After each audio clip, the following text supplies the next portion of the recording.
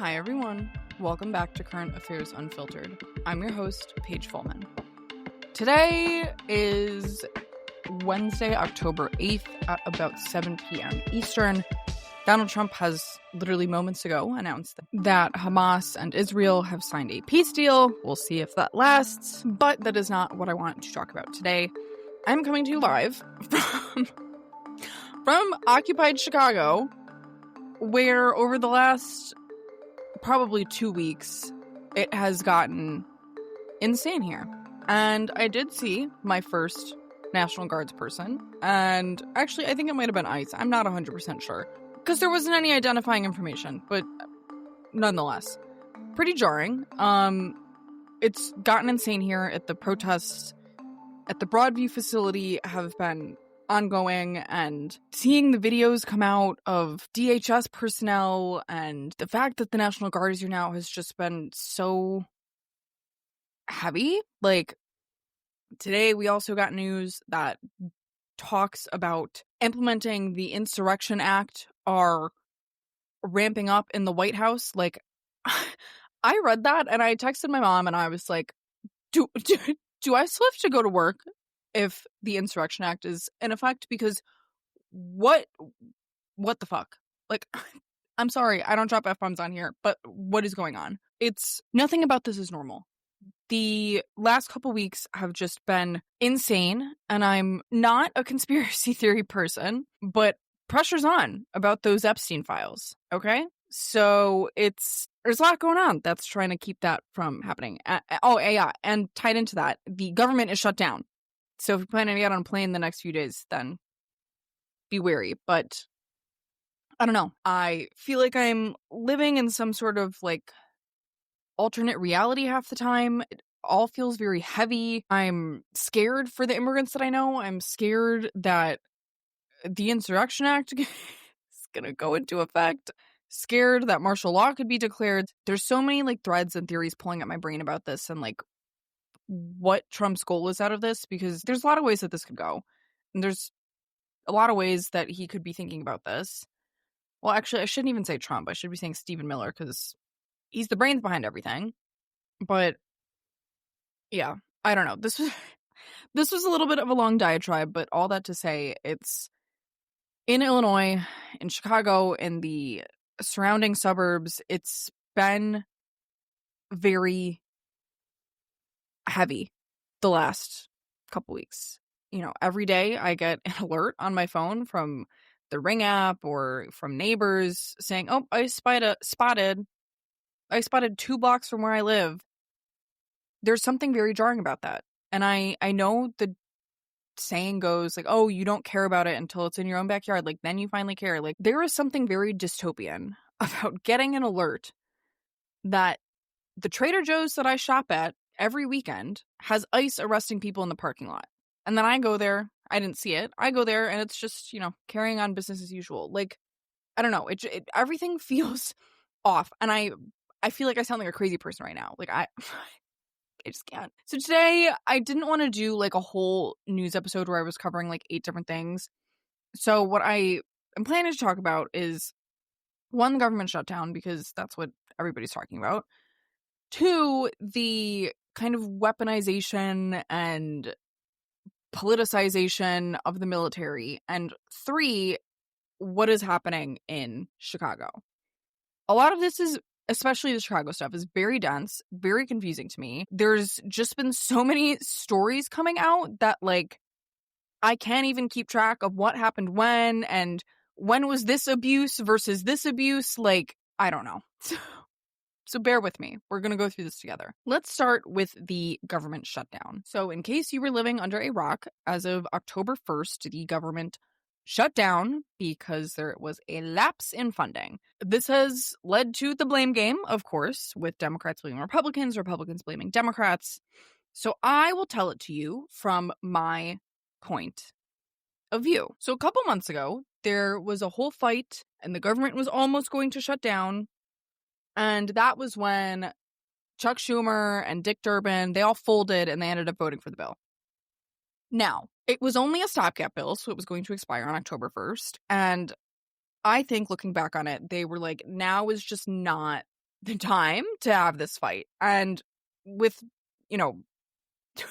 with what we're seeing now, like, yes, I think that was true. I don't think September would have been the time for the fight. Now, I think it is time for the fight. So what happened is, in between when the last stopgap bill passed and when this one is trying to get passed, the big, ugly, fugly, gross, disgusting bill gets passed, which included all of these cuts to Medicaid, all of these cuts to all these different services. Like, the bill was a hot mess. Now, in the budget fight that we were seeing leading up to the shutdown on October 1st, Democrats were trying to get rid of some of the cuts that will go into effect at the beginning of next year, so January of 2026. And these were all focused around Medicaid and subsidies, meaning money in people's pockets. Okay, let's get that straight. This is about money in people's pockets. These subsidies affect so many people and benefit so many people. There were a lot of people prior to the shutdown that were saying Democrats should just say, we're not going to fund this like fascist government, which I agree, but I don't think that message is popular. You know what's popular? Healthcare. People eat that up, and the polling is showing that it's correct. There's a lot of polling coming out that registered Republicans do support these subsidies. Lots of Democrats support these subsidies. Like, it's a winning issue all around. And I posted a TikTok about this, and everyone was all angry in my comments. I was like, I said the Democrats kind of lost the plot at the beginning and like right before the shutdown, because they didn't feel like they were messaging effectively.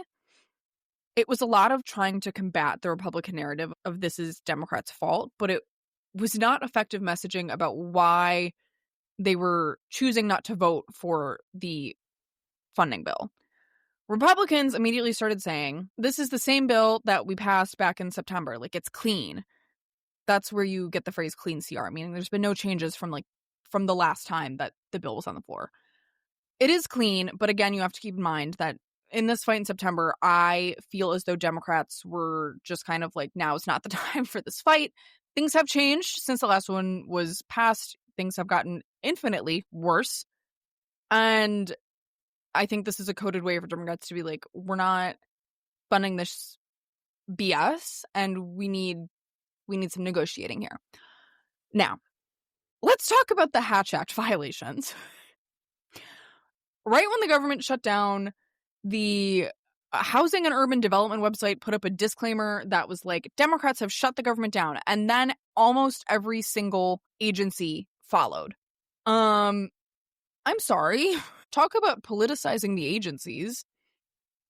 And then on top of that, Republicans were running around saying Democrats want to give healthcare to illegal immigrants. So that's not how that works. Here's what would happen if you were an illegal immigrant and you walked into an emergency room. Because if you don't have insurance, chances are an emergency room is probably your best and maybe only shot to get healthcare. You would walk into the emergency room. The doctor does not ask your immigration status, because that doesn't matter. Doctors care about saving the person that's in front of them. If you were an illegal immigrant and you would qualify for Medicaid or emergency Medicaid relief if you were a citizen, that is when illegal immigrants get Medicaid funding. And it goes to the hospitals. Hospitals are not incentivized, as J.D. Vance said, to treat illegal immigrants more than citizens. Hospitals just need to be paid. Like, that's all this is doing. It's not funding general and overall socialized healthcare, all healthcare needs for illegal immigrants. And that's the way that they're phrasing it. Democrats still, I don't think, message this in the best way. I think they're a little bit weak on the messaging. AOC and Bernie made a fantastic video explaining the government shutdown, and in my opinion, were the most effective communicators of what was going on. But beyond that, to me, it's been a little bit convoluted, I guess is the best way to put it. However, polling then came out right after the government shutdown about who people were blaming for the shutdown, and an overwhelming amount of people said Republicans. So in history, the party that is blamed at the beginning is hardly ever made that up. Like, that doesn't happen. The party that's blamed at the beginning is the party that is blamed in the end. A couple things to talk about off of this. The last government shutdowns were under Trump's first presidency. The longest one in history under Trump's presidency lasted 35 days. The only reason that shutdown ended and people folded or whatever it was because air traffic started to be affected severely. I could see that happening in this case. Rumor has it there's discussions going on and maybe Republicans are coming to the negotiating table, but I'll believe it when I see it. And then on top of this, when the government shuts down, members of the House and Senate still get a paycheck because their paychecks are protected by the Constitution. And this is where we're going to have to put our tinfoil hats on for a second. Okay, bear with me. Because they get a check, they can still be in session. Earlier this week, the Senate interrogated Pam Bondi, so they can still do their work. They can still do whatever they got to do. Negotiate for one, interrogate people for another. The House has been out of session for a hot minute and is not coming back in session also for a hot minute, despite the fact that they are collecting a paycheck during a government shutdown. Now, we gotta back it up a little bit more. A couple weeks ago, a woman by the name of Adelita Grijalva won her race in Arizona's 7th district. She's a Democrat, and people, mostly Democrats and a few Republicans, have been pressing to get 218 signatures on a thing that would essentially release some of the Epstein files. She, Representative Grijalva that is, would be the 218th signature, meaning the House would need to produce something. Mike Johnson has not sworn her in.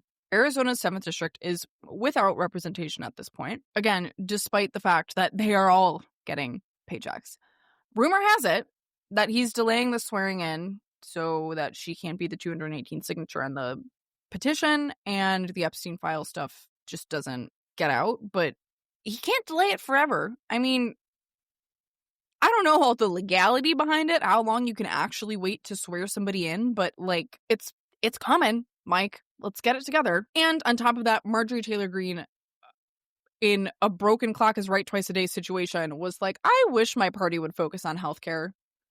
And then talked about how her own children were going to be affected by the subsidy cuts and was like, their premiums are going to double. Thank you, Marjorie Taylor Greene, for coming to the party. Then she did also release a statement that was like, I'm not loyal to the president, like, whatever, free thinker. Okay. So that's fun. Anyways, Trump is now saying that federal workers that are currently working for free for no paycheck are potentially not eligible for back pay. Sorry, but you should get paid for the work you do. Like, I don't understand that at all. Like, that's just it seems like he's trying to bait the Democrats. I mean, well, these people are not going to get paid. Better open the government up. I don't know. Anyways, back to the shutdown as a whole.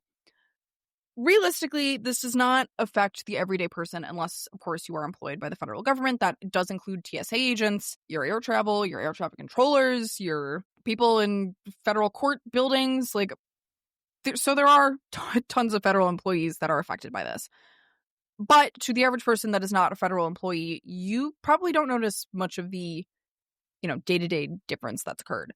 And you probably won't unless the shutdown goes on for very long, in which case you will start to see it in air traffic control. And we are starting to see it. There was an airport in California, and I want to say one in Illinois that I saw last night that was having some problems and didn't have enough air traffic controllers because they are not getting paid. People don't want to work when they don't get paid, and they still have bills to pay. So that's a consequence. Like I said, the longest one in 2018 only ended because of the severe impact to travel that was barreling towards them. But back to the fact that Trump says federal workers are not owed back pay. Trump has simultaneously said that our military will absolutely be getting the back pay. That discrepancy is a little glaring because what it's telling me is that Trump is trying to squeeze out loyalty from our service members while also using the rest of the federal employees that are not in the military as bargaining chips trying to get Democrats to fold. So now let's talk about the, I guess, attempted politicization of the army. Last week, Trump called all the generals to Quantico to give a speech, and everybody was freaking out and being like, oh my god, what could this be? Because it was a very unusual move, okay? Lots of people were like, oh my god, we're going to war. He's going to announce the war with Venezuela. No, Nope. Trump dragged them there to, one, politicize them, and then Pete Hegseth got on stage and was like, you guys are fat and gay. And the funniest part is that because these generals respect their jobs, they just sat there. And you can see Trump being like a little bit uncomfortable with people not clapping and cheering, and Pete Hegseth has, like, whoever wrote that, like, gave him breaks for applause, but nobody was clapping. So, whatever. In that speech, Trump, like, low-key threatened them and said, if you don't like what I'm saying, you can leave the room. But there goes your rank and there goes your future. And this was preceded by him being like, you can clap, you can do whatever you want. Sorry, these guys respect their jobs and positions more. Then Pete Hegseth got on stage and was like, everybody has to meet the same male standard, whatever, and was like, anybody can fight. Men, especially, and, you know, I guess maybe women if they're lucky, like, whatever. The most killer line to me was Pete Hegseth goes, to our enemies, FAFO. And again, pause for applause, no applause happens. Like, the whole thing was just unhinged. And if I was one of those generals, I'd be pissed off that the Fox and Friends weekend anchor, who was just an officer in the Army National Guard, was lecturing me about how to be skinny and fit. Like, I don't know. The whole thing was very chilling. It was not a peacetime speech. It was very aggressive. It was very charged with gender. There was the constant use of the word warrior. Like, it was bizarre. And honestly, it was giving... I said this on my story that I posted. It was giving military purge under the guise of physical fitness. Like, it was just messed up. Then Trump gives a speech in front of the Navy and says, but we have to take care of this little gnat that's on our shoulder called the Democrats. So I don't know who we was, if it was him and the mouse in his pocket, but I don't think so. I think when he said we, he meant him and the military. I'll play that clip now. But we have to take care of this little gnat that's on our shoulder called the Democrats. They want to give all of our money to illegal aliens that pour into the country. So that, in my opinion, as Republicans are continuing to pearl clutch over violent rhetoric, that was violent rhetoric. Take care of. Sorry, but history is full of leaders that have used the phrase, we need to take care of this subset of the population. Doesn't typically end well for that subset of population. So... riddle me that. In addition to this, like, with all this rhetoric about what I'm going to call maybe purging the military, trying to find ways to demand loyalty from our troops to the executive branch, and the kind of inciting of hate rhetoric, there's also the increased murmurs that Trump wants to invoke the Insurrection Act in order to deploy federal troops to Chicago and Portland, because both of those places now have lawsuits against this. And he's getting real mad about it. And also going off this, Stephen Miller got on CNN, said Trump has plenary power. And then, if you don't know what plenary power is, it just means a broad and sweeping power, unlimited, with basically no guardrails. Which I think... him saying that is a sign that we are not just testing the guardrails of democracy, we have flown off the cliff. If that is what they are privately discussing, we're not even, like, pushing the bounds. The car's off the cliff. But I'm sorry. But anyways, he says this and then just goes silent. Like, he literally glitches out. Like, he just stops mid-sentence, and he was speaking. He wasn't listening, so there wasn't an audio issue. He literally just stopped speaking and started blinking. And even worse, the CNN anchor did not call him out on it. Heard the words plenary authority, heard him shut down, and then didn't call him on it when they got back on the air. Like, I literally feel like I'm about to crash out. Like, no, Trump does not have plenary authority. Sorry, but if judges are ruling that he can't send other states' National Guards to Portland and Chicago, you gotta listen to the judges' rulings. Like, that's the whole point of the courts, is checks and balances. Anyways, there's just so many things to talk about, and I'm trying to stick to these 3 topics, but so much has happened. So, under normal circumstances, U.S. law restricts military involvement in civilian policing. The Insurrection Act is an exception, but it does have strict thresholds and pretty strong historical precedent. The last time the Insurrection Act was used was in LA in 1992 during the Rodney King protests. There's a certain subset of people that are saying the military would never harm citizens. And to that, I say, let's take a look at Kent State. National Guard shot 4 young kids. They were over 18, but they were kids for protesting the Vietnam War. And that was really, I think, the moment that the public turned on the government and was like, no, thank you. But in the same notion of plenary authority, once troops are used against your own citizens, the guardrails are not just being tested. Your car has flown over the guardrails and into a lake 20 feet below. We're past that. We are past that. I don't mean to be alarmist, but we are past that. The car is being driven by somebody that for years has desperately wanted to take the car careening off a cliff. Meanwhile, there are people in the back seat with apparently no arms that are saying, please, sir, don't take the car off the cliff. Please. What is happening? What is happening? Anyways, back to the troops. Illinois has already sued to block the National Guard deployment because Greg Abbott was like, if they won't do it, we will. Oh my God, can you lick his boot any harder? So Illinois sued and it's pending. I think the hearing is next Thursday or maybe it's tomorrow. It's either tomorrow or next Thursday, TBD. Texas Guard did show up today, to which I was at work and I was like, oh, what's our plan if they come marching in the streets? And I will say, Pete Hegseth clearly hasn't gotten to the Texas National Guard in terms of his fat statement, because there were pictures released of the Texas National Guard arriving. And let me tell you, there are some chunkies. Okay? So maybe Pete needs to go do a little weigh-in at the facility that they're staying in outside Chicago.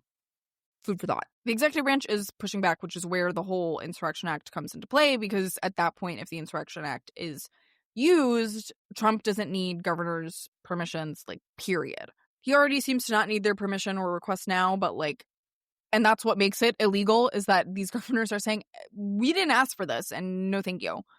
And Trump's saying, well, I'm going to do it anyways. So I'm curious about what comes next. I'm laughing because all of this seems so ridiculous. It just seems insane to me that the Texas National Guard has invaded Illinois. Let's make that crystal clear. That is what happened. They invaded Illinois and potentially Portland too. What? And the real question is going to come if, and I don't want to say when, but I'm not very optimistic, if and when orders come down to harm civilians that are, frankly, peaceful. If Trump chooses, and these National Guard members choose, to break the sacred line between state defense and party politics, they are changing the meaning of what it means to be a uniformed service person. And this is exactly why, in one of Joe Biden's departing speeches, he said to our military, remember your oath. Now's the time for them to start, pulling that up and reading it again and making sure they got it all memorized, got it all up there. Because they're, at some point, I know it, not to be a conspiracy theorist or an alarmist, but I know they are going to be asked to do something insane. And they are going to need to make decisions for themselves. The only positive and maybe good thing that I saw out of this is that Portland and Chicago had Trump's BFFs in and out of the cities. Kristi Noem was in Chicago, and then she was in Portland the other day, and Kash Patel was in Chicago. Okay. But Kristi Noem tried to go into a building, I think it was a city hall building, and they literally barricaded her out and were like, girl, no. And apparently there were also other restaurants that were like, you can't come in here. And she was like, I just needed to use the bathroom. Sorry, girl. Don't know what to tell you. Maybe you shouldn't be such a bitch and you could go potty in here. That was the only positive, is seeing people stand up and push against her in subtle-ish ways. Let's move on to what I'm going to call the front lines in Broadview, Illinois. So let's take a step back for anybody that's listening to this that is not from Illinois. These protests at Broadview have been going on for, I want to say, at least a month, if not longer. Only in the last week or 2 weeks has it started to gain national media attention. And I was starting to get very frustrated right before the national media started covering it that this wasn't being covered on a national level, because what we were seeing was crazy. People were being shot. A journalist, her car got shot into by a pepper bullet. She was just sitting there, just sitting in her legally parked car, and they shot a pepper bullet into her window. Like, what? The other thing is that people, I don't think, realize that Broadview, Illinois, it's not like a town in Chicago. Broadview is a suburb outside of the city of Chicago. The other thing is that these protests kind of started, one, because of the brutality of ICE, but two, because the Broadview facility that they're protesting at is not a long-term detention facility. It is only supposed to be a processing facility. It is not supposed to be somewhere that people are staying for days, if not weeks on end. That's why these protests started, is because they were using it not for its intended purpose. The protests have become a beacon for lots of people running for office in Illinois to get out there. Some of the representatives that are running for my district were there. I'm actually not going to comment on that because I have some feelings about the people that are running in my district that were there. I'm sick of it. So it's been a who's who of who's running for office at this Broadway facility. Needless to say, there's been a lot of coverage. This has been going on for a while. Now, in the last couple of weeks, the number of people that are protesting have ramped up, and it's gotten a little spookier. A priest, the priest of the First Presbyterian Church, was shot in the face with a rubber bullet, or a pepper bullet. Does it even matter at this point? He was shot in the face by some sort of projectile. We are at the point where federal agents are shooting priests with projectiles. Where's all those religious nuts now? Does it only matter when Charlie Kirk shot? Or should we not also care about priests being shot with rubber bullets by the government? Weird. Anyways, all of this is coming under Operation Midway Blitz. It seems, and I'm going to be honest, there's been a lot of videos of ICE literally terrorizing people in the streets of Chicago. A couple of them went viral, like that guy that I literally can't even talk about it without laughing because the video kills me every time. The guy that was kind of taunting the ICE agents, maybe they were DHS. I don't know, because they don't have anything identifiable about what agency they're with. I can't tell who's who at this point.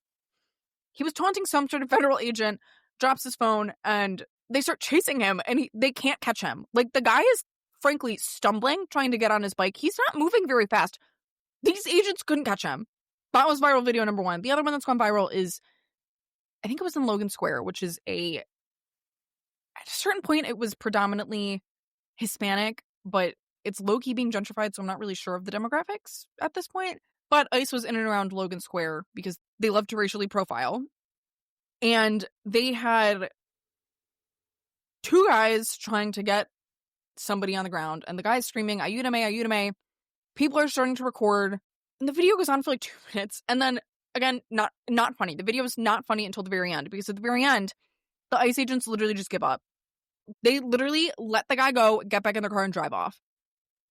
Like, okay, that to me proves that you had no business trying to get him on the ground in the first place. If he was really dangerous, if he was really a criminal, you would have fought to the end to get him to the ground and get him in the car. So the ICE in and around Chicago is very much real, very much prevalent, very much seen by hundreds of thousands of people at this point, and that is also causing more and more people to gather at this Broadway facility. The other thing, and this was a story I read that I was very, very frustrated by, and this was posted by somebody who was protesting, and they had said, at a certain point last week, there was a day where CPD, Chicago Police Department, and Illinois State Police were in attendance at this protest on this particular day. First of all, CPD got pepper sprayed, or whatever, and we're like hacking and coughing. Again, we are at the part in authoritarianism where the police are being pepper sprayed. What? Anyways, I literally keep going on tangents because there's so much going on. I can't keep my storyline straight because every time I say something, I think of something else that happened related to that. Oh my God. Anyways, state police had told protesters you need to stay behind this line. Protesters said, sounds good. We got it. We will stay right here behind this line. And so they did. Until the National Guard, DHS, whatever type of federal agency are, again, because they do not have anything identifiable on them, started spraying people and firing rubber bullets at people. for standing in the exact spot that Illinois State Police told them to stand. Now, either Illinois State Police and these federal agents did not communicate about what was communicated to the protesters, or the federal agents are being purposely cruel.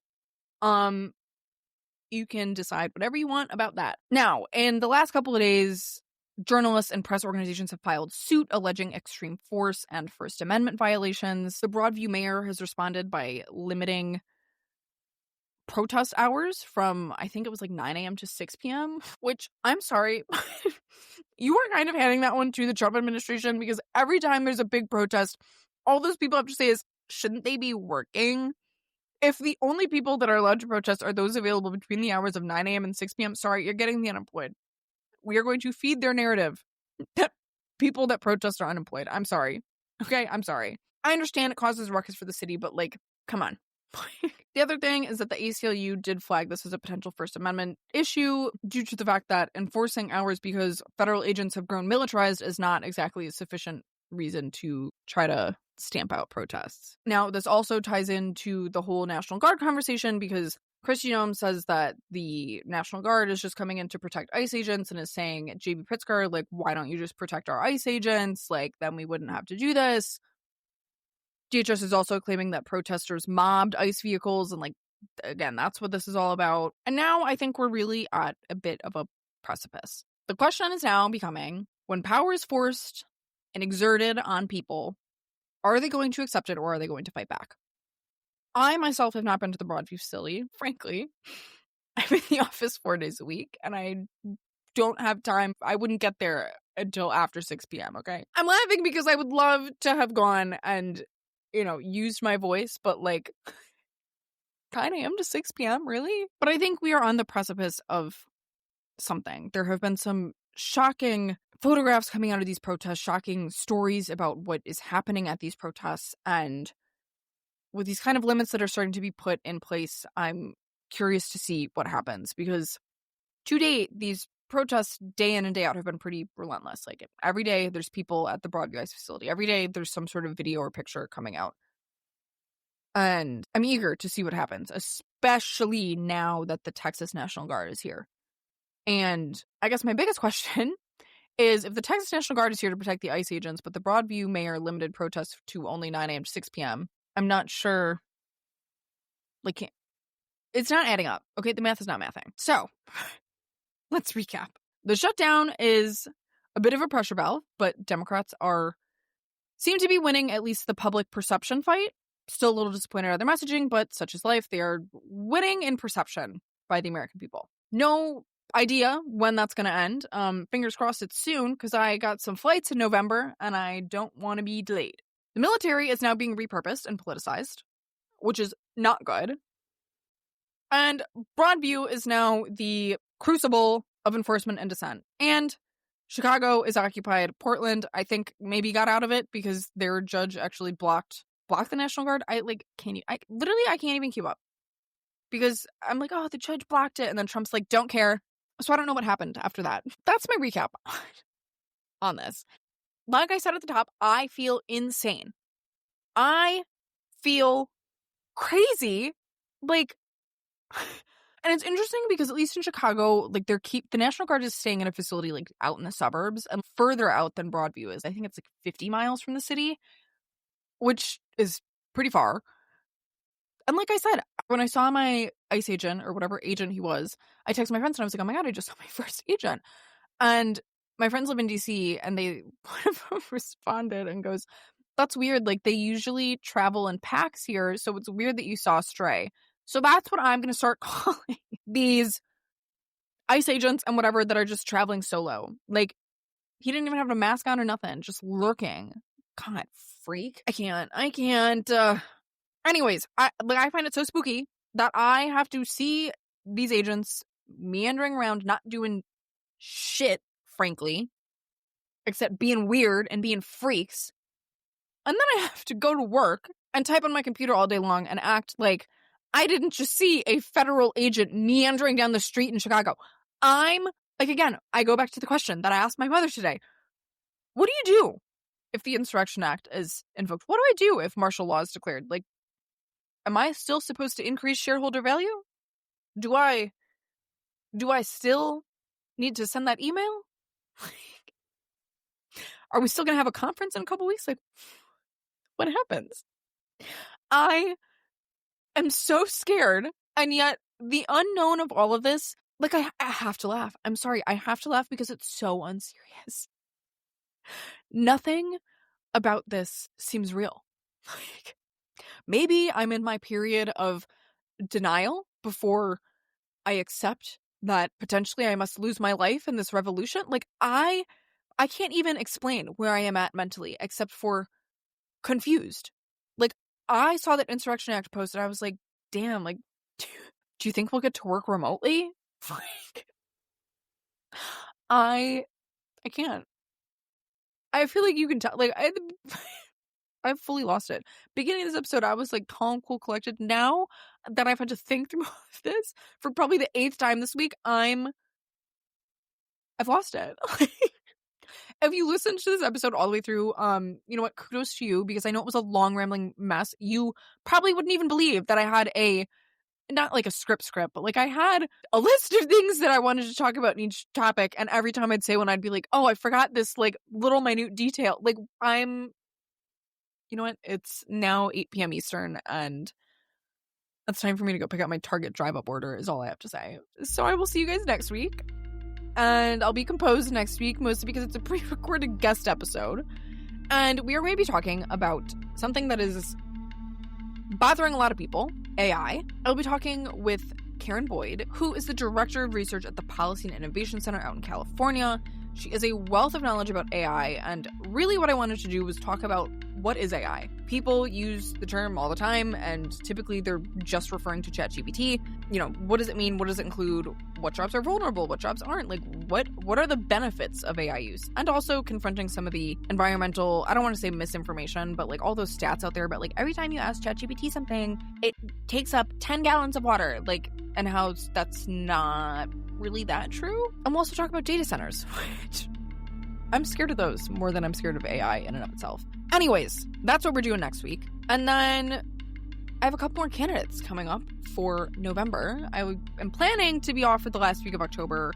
And you know what? But we'll see. Because maybe I'll see my second federal agent and lose my mind all over again. Truly, I look and feel like a hot mess. Like, I'm just sorry for this episode. Clearly, I was not prepared for the emotions that I was feeling. So maybe I'll be back in 2 weeks with a solo episode. But that's really only going to be if something like truly crazy happens. So everyone should be praying that I don't release an episode in 2 weeks, because if I release an episode in 2 weeks, something's wrong. Okay? I've been trying to be really good about taking the last week of the month off, and at this point, like, something big would have to happen for me to put an episode out at the end of the month. We'll see. Anyways, thank you guys so much for tuning into this episode of Current Affairs Unfiltered. If you enjoyed today's episode, don't forget to follow, leave a review, or share it with someone who could use this information. And as always, if you have questions, topic suggestions, or just want to say hi, you can find me on social media at Current Affairs Unfiltered Pod on Instagram, where I post my reels and also some silly videos and quotes from our wonderful President Donald Trump. Or send me an email at currentaffairs.unfilteredpod@gmail.com, especially if you'd like to come and do an episode with me. I'd love to hear from you. Keep asking questions, stay engaged, and don't forget to film your local ICE officer. I'll see you guys next week.